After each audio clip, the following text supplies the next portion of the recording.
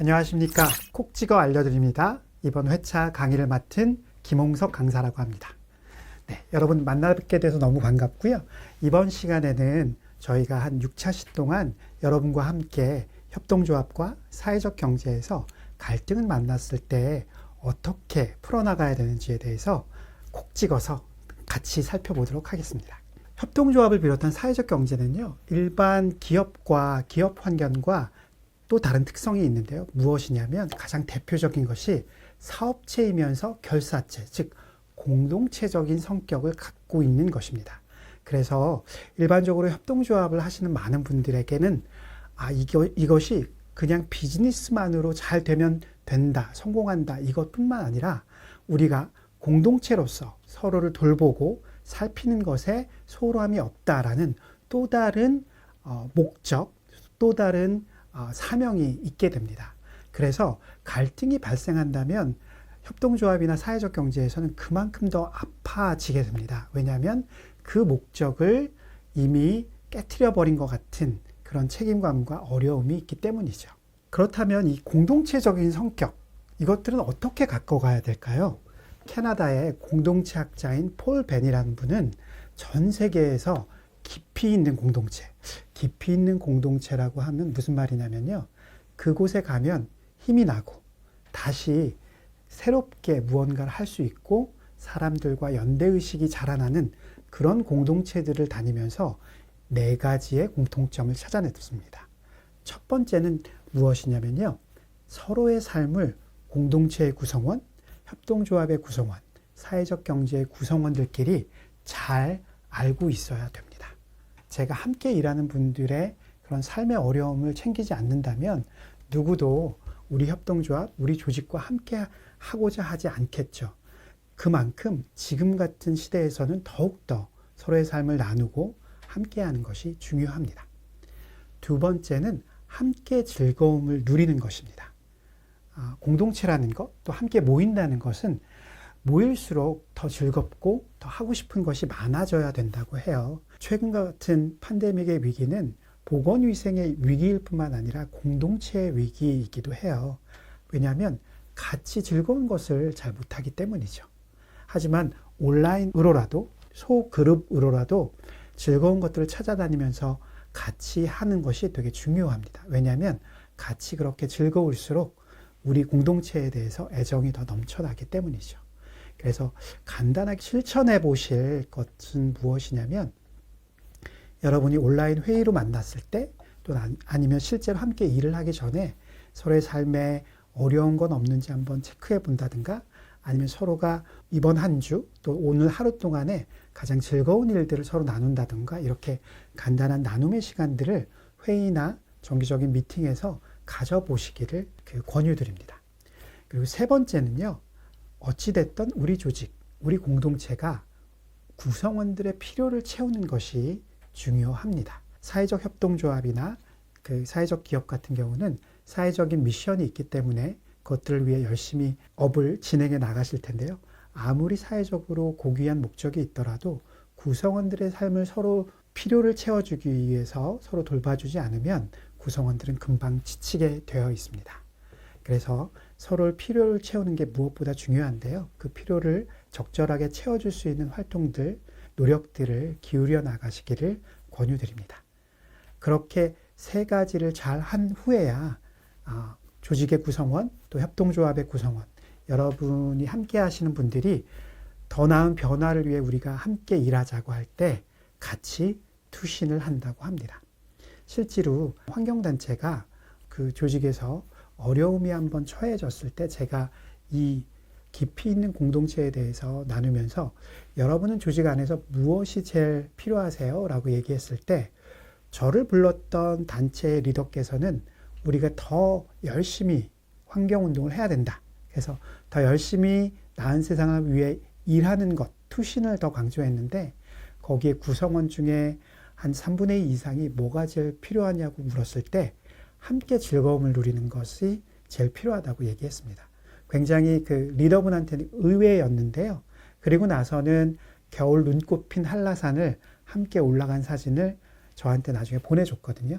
그랬듯이 우리 조직이 좀 지치고 목적을 위해서 지금 잘 가지 않는다고 생각이 되면, 또 갈등이 조금씩 일어난다고 생각이 되면 우리가 서로의 삶을 잘 나누고 있는지, 함께 즐거움을 누리는지, 또 서로의 필요를 채우고 있는지를 한번 점검해 보시는 건 어떨까요? 네, 그렇게 함으로써 그 연대체, 결사체로서의 조직의 특성을 조금 더 살릴 수 있습니다. 그것이 협동조합과 여러분의 조직을 강하게 하는 한 가지 방편이라고 생각이 됩니다. 그렇다면 오늘의 주제, 갈등에 대해서 좀 이야기를 해보도록 하겠습니다. 여러분, 갈등은 여러분 잘 아시듯이 칡나무 갈자에 등나무 등자를 씁니다. 이 사진에서 같이 한번 보시면 칡나무는 오른쪽으로 감기고 있고요. 등나무는 왼쪽으로 감기고 있습니다. 그래서 갈등이 의미하는 바는 이렇게 방향이 다른 성장, 또 두 사람, 두 조직, 두 의견들이 방향이 다르게 나아가고 있다. 이런 뜻하는 것 같습니다. 그래서 종국에는 중간에 있는 나무가 목이 졸려서 상처를 받든지 쓰러지기까지 하죠. 그래서 이 갈등은 서로의 의견을 어떻게 조화롭게 하느냐, 이것에 대한 것이라고 좀 생각이 됩니다. 그렇다면 갈등은 어떻게 우리 삶 안에서 나타나는지 한번 보도록 하겠습니다. 제가 이 갈등의 요소라는 차트를 한번 준비해 봤는데요. 갈등은 여러 가지 형태로 삶에서 나타나지만 이렇게 예방적인 갈등, 파란색으로 된 예방적인 갈등과 녹색으로 된 필연적인 갈등으로 우리의 조직 안에서 자주 나타나게 됩니다. 이 도표에 많은 것들이 있겠지만 가장 여러분이 잊지 않았으면 하는 건요. 갈등에는 예방할 수 있는 갈등과 예방이 어려운 필연적 갈등이 있다. 이 두 가지입니다. 왜냐하면 많은 분들이 조직의 리더로서 협동조합을 이끌어가는 협동조합의 이사장님으로서 아니면 사회적 경제의 대표로서 일을 하실 때 갈등이 생기면 리더가 제 역할을 못하는 게 아닌가라는 자책감에 빠지시거나 아니면 구성원 중에 어떤 이의를 제기하거나 이렇게 했을 때 주위에서 왜 긁어부스럼을 만들어서 조직이 이렇게 힘들게 하냐, 그냥 조용히 한번 좀 넘어가 주지, 이렇게 얘기하는 걸 들어보셨을 겁니다. 하지만 갈등, 특히 여러분 조직 안에서 일어나는 대부분의 갈등은 여러분이 예방할 수도 있지만 예방할 수도 없는, 어차피 이루어진 갈등이 많아요. 그래서 여러분이 그렇게 자책감을 가지시지 않아도 된다는 거, 이거를 좀 말씀드리고 싶었습니다. 예방할 수 있는 갈등은요, 관계적 갈등, 정보의 갈등, 그리고 가치관의 갈등이라는 게 있고요. 필연적 갈등은 이익과 필요, 의사결정의 구조, 정체성과 세계관, 이렇게 좀 나누어집니다. 관계의 갈등 먼저 보실게요. 관계는 모든 사람들이 살면서 늘상 같이 겪는 갈등을 이야기합니다. 그래서 오해 또는 고정관념으로 갈등이 일어날 수도 있고요. 잘못된 의사소통 방식, 반복적인 비행, 이런 걸로 일어날 수도 있습니다. 아들을 굉장히 사랑하고 아끼는데요. 이제 8살이거든요. 그런데 아들이 이제 반복적으로 어떤 일들을 일부러 할 때 갈등이 발생이 되죠. 그럴 때 제가 제일 자주 하는 말, 요즘 저의 고민은 저희 아들 목욕시키는 거거든요. 목욕시킬 때 제가 제일 자주 하는 실수가 뭐냐면 목욕을 해야지라는 말을 계속 반복하는 거예요. 효과적인 대응 방안 중에 보면 소통의 양을 증가시키면서 저는 소통을 잘했다고 생각을 하는 거죠. 하지만 소통의 양을 아무리 많이 해도 소통이 잘 안 될 때는 소통의 질을 개선하셔야 됩니다. 그래서 지금 그 아이가 필요한 게 뭔지, 두 번째는 정보의 갈등입니다. 일터에서 가장 많이 발생하는 갈등 중에 하나인데요. 정보가 부족하게 전달되거나 잘못된 정보가 전달되거나 혹은 같은 정보를 해석할 때 문과와 이과 출신이 굉장히 다르게 해석하거든요. 그 해석의 갈등일 수 있습니다. 이런 정보의 갈등에서는 가장 중요한 게 피드백을 빠르게 해 나가는 것이 중요합니다. 그래서 중요한 데이터가 무엇인지 합의하고 그것을 어떻게 해석하는지 이런 프로세스에 대한 합의를 같이 하시는 게 정보의 갈등의 해결에 도움이 됩니다. 예를 들자면 여러분이 어떤 정보를 전달했을 때 그 정보가 여러분의 동료 또 상사와 이렇게 잘 커뮤니케이션이 안 됐다고 생각하시면 어떻게 들으셨는지를 한번 체크해 보시는 게 중요합니다. 그렇게 해서 피드백을 빨리빨리 받으시는 게 정보의 갈등 해결에 굉장한 도움이 됩니다. 세 번째는 가치관의 갈등입니다. 이것은 우리가 조직 안에서 또 함께 일하는 분들 사이에서 다양한 가치관의 차이들이 발생이 되거든요. 거기서부터 오는 갈등인데요. 실제로 종교나 생활 방식 이런 것들에 대해서 갈등이 없을 수는 없죠. 서로의 옳고 그름을 조금 유보하고 그 사람이 왜 이런 식으로 행동하는지를 좀 이해하려고 노력하면 이 가치관의 갈등은 자연스럽게 해결이 되는 경우가 많습니다. 자, 이렇게 세 가지는요, 이렇게 일상생활에서 예방이 가능한 갈등이라고 불려지고요. 그것들에 대해서 간단히 살펴봤고요. 이 다음 세 가지는 조금 더 어려운 갈등, 그리고 예방이 좀 힘든 갈등들입니다. 첫 번째, 제일 힘든 갈등인 것 같은데요. 세계관과 정체성의 갈등입니다. 이것이 가치관하고 좀 비슷한데요. 뭐가 제일 다르냐면요. 나의 세계관 안에서 상대방, 나의는 존재할 자리가 없는 갈등입니다. 내가 옳고 상대방은 그르다. 내가 정상이고 상대방은 비정상이다. 이렇게 두는 갈등들입니다. 그래서 냉전시대의 미소관계나 이렇게 좀 아주 커다란 갈등들, 오래된 갈등들은 대부분 이런 세계관의 갈등을 포함하고 있어요. 그래서 만약에 우리가 일하면서 어떤 한 사람을, 한 사람의 사고방식이나 이런 것들을 존재하지 않아야 되는 것처럼 밀어내면 이 세계관의 갈등의 양상으로 됩니다. 사실은 해결 방법이 단시간에는 굉장히 좀 찾기 어려운 갈등 중에 하나입니다. 두 번째는 가장 빈번하고 또 마찬가지로 좀 복잡한 갈등입니다. 의사결정 구조의 갈등인데요. 이 의사결정 구조의 갈등은 중요한 재화나 권력을 누가 어떤 식으로 분배하느냐에 대한 갈등이에요.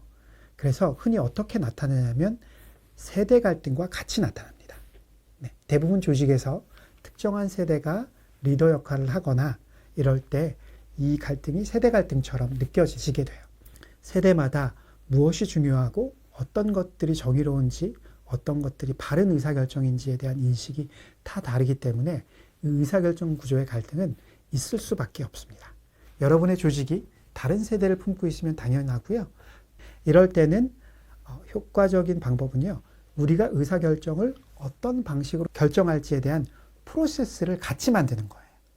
예를 들어서 가족이 휴가를 간다고 하면 우리가 뭐 엄마 아빠가 정하는 대로 무조건 가는 게 아니라 이번에는 어떤 식으로 그 휴가지를 결정할지, 돌아가면서 좋아하는 휴가지를 결정할지, 아니면 다수결로 결정할지, 아니면 부모님과 자녀들이 워낙 다르기 때문에 각각 따로 가고 하루 정도를 합칠지, 뭐 여러 가지 방식들을 프로세스를 같이 합의하면요, 그 결과에 대해서 그 저항하는 것들이 훨씬 줄어듭니다. 그래서 다시 말씀드리지만 의사결정 구조의 갈등은 어떤 식으로 의사를 결정할지에 대해서 그냥 지레짐작하거나 리더가 혼자 프로세스를 결정하기보다는 그 프로세스 자체를 같이 합의하는 것, 그거를 한번 권유드립니다. 마지막으로 이익과 필요의 갈등, 네, 함께 보겠습니다. 이 이익과 필요의 갈등은요, 정말 너무 빈번하지만 너무 첨예한 갈등입니다. 이해 당사자 간의 이익을 어떻게 분배할 것인지, 어떻게 누가 차지할 것인지에 대한 갈등이에요. 그래서 우리 사회에서는 승진, 대입, 또 저희 자녀 같은 경우는 국공립 어린이집을 가는 것까지, 또 아파트, 여러 가지 아파트에 당첨되는 것까지 거의 모든 것들이 이익과 필요에 관련되어 있습니다. 그리고 우리 사회에선 대부분 그것을 공정한 경쟁으로 해결하려고 해요. 그런데 그것들이 조금이라도 공정하지 않을 때, 조금이라도 어느 사람에게 이익이 될 때 갈등은 훨씬 더 커지죠. 네. 그래서 이것들이 여러분의 조직 안에서 여러분의 임금이나 여러분의 처우들을 어떻게 결정하는지에 따라서도 이게 그 이익과 필요의 갈등이라고 볼 수 있는데요. 이것은 당연히 첨예할 수밖에 없고 첨예해야 됩니다. 그래서 여기서 오는 스트레스를 너무 스트레스라고 여기지 마시고요. 이것들을 어떻게 같이 만들어 갈 것인가, 객관적인 기준들을 같이 찾아간다라고 생각해 주시면 좋을 것 같아요. 그래서 우리 사회에 있는 긴장보다 조금 더 낮춰서 우리 조직은 이러한 이익과 필요에 대한 갈등의 긴장을 가져가겠다. 이 정도만 하더라도요, 굉장히 훌륭한 조직 문화를 갖고 계시는 겁니다. 네. 이렇게 해서 지금까지 함께 갈등의 의미, 갈등의 유형, 또 갈등이 필연적인지, 예방이 가능한지에 대해서 함께 살펴봤습니다. 이번 첫 시간인데 어떻게 들으셨는지 모르겠습니다. 갈등이라는 것이 일단은 우리와 필연적으로 뗄 수 없고, 또 우리가 갈등 자체를 두려워하거나 무서워하기보다는 갈등이 일어난 후에 그것들을 어떻게 처리하는지에 대해서 에너지를 쓰는 것이 좀 현명한 길이 아닐까라는 말씀 드리면서 다음 시간에 또 콕 집어드립니다. 함께 또 들으시겠습니다. 지금까지 김홍석 강사였습니다.